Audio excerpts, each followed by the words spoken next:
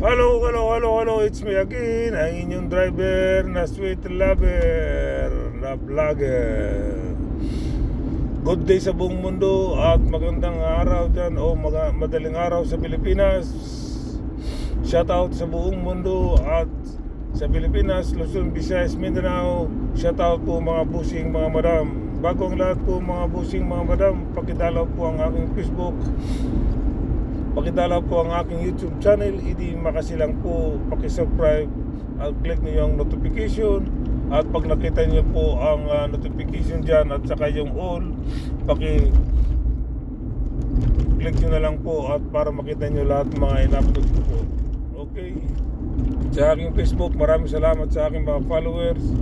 Nang dahil sa inyo, gumanda po ang aking Facebook. Salamat po sa aking mga followers. Hindi po ako nagsasawang nagpapasalamat sa inyo. Sa mga hindi pa po nag-follow, like, and sa mga hindi pa po nag-follow sa like and share sa aking Facebook, please like and share and follow po at mag-comment na rin po kayo mamaya at babasahin ko po. Okay? Okay, pag-usapan natin itong talakayin natin itong kudita bukas, kudita sa Senate kay Senador Tito Soto at ang namumuno itong mga minority nagplaplano talaga silang ikudita si Tito Soto, ang ating Senate President. Pero kaya lang ang problema nila, kulang talaga sila ng isa. Si Bato talaga, napaka-importanting tao si Bato. Pero ang problema kay Bato, hindi siya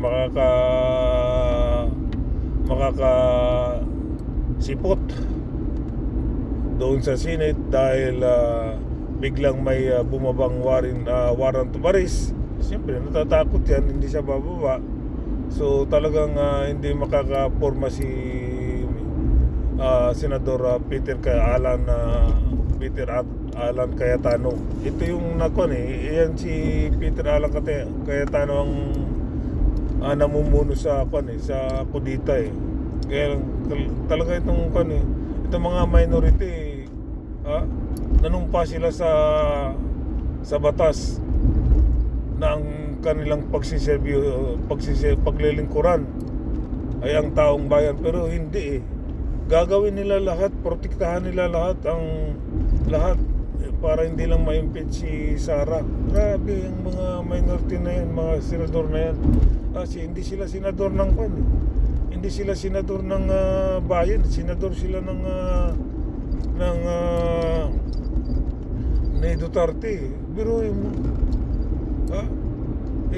tanggalin lang si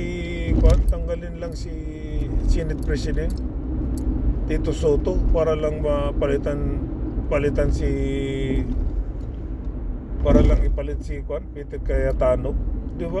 Grabing mga minority. Ito si Alan Peter, gagawin nila ang lahat para lang maprotektahan si Inday Sara. Grabe, baliw yung mga baliw talaga Baliw na yung protektahan nila, siraulo na yung protektahan nila na si Inday Sayad.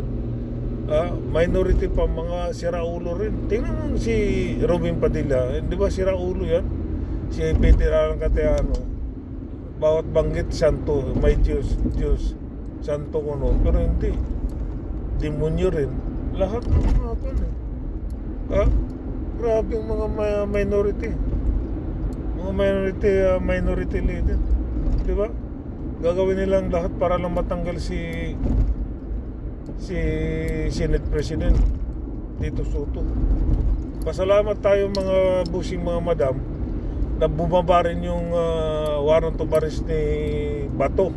Kasi kung hindi bumaba yung warrant of arrest ni Bato, susulpot yan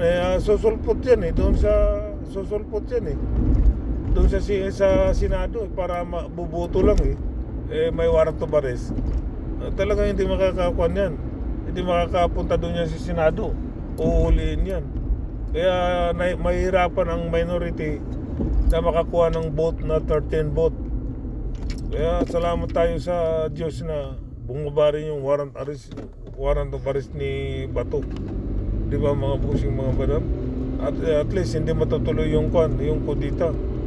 Kasi talagang balak nilang protektahan talaga nila si protektahan talaga nila si Inday Sayad yung buang na babae na yun protektahan nila.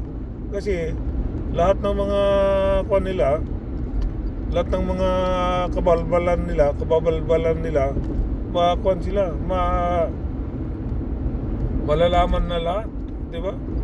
Ayan si Marcolita, tinan mo si Marcolita, kala mo walang corruption. Yun pala mayroon din palang 500 million na galing kay undersecretary na namatay, yung si Cabral. Mayroon pala siyang allocation na 500 million.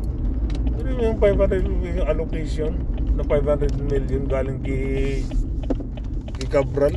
Kaya pala ingay itong si Marcolita.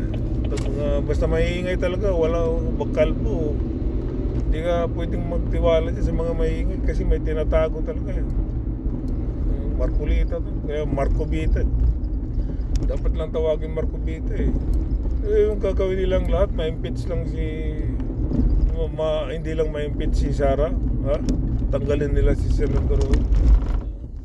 Ang mga taong ito dapat to kay Peter Cayetano, tanggalin din yan. Wala nang silbi yan sa bagay, malapit na eleksyon re-election yan sa 2020, hindi naman nanalo yun. Pero yun mo, tanggalin lang nila si Senate President Tito Soto, ipalit nila si Peter Cayetano, tapos ipagtanggol si Inday Sayad. Mga buang itong mga senador na ito, mga minority na ito puro buang. Sirao, nakakaasar na rin. Harap-harapan talaga nilang na ikapal mukha nila sa taong bayan na di baling may matanggal si Senate President sa kudita, wag lang ma-impeach si Sara. Ganun ang mga banat ng mga hayop na ito Grabe ng mga senador na ito, di ba? Katakot ang unbelievable. Dapat tanggalin na itong mga hayop na mga senador na ito Wala na sa hulog. Makakuan lang sila, mailigtas lang na nila yung kanilang puon na may siraulo di ba? Okay mga bossing, mga madam, hanggang dito na lang po. Nadismaya ako sa mga senador na mga minority. Nadismaya talaga ako, mga siraulo Okay mga madam, mga bossing, hanggang dito na lang Okay, salamat. Bye-bye. Sa tautagin sa buong Pilipinas. Bye-bye. Peace.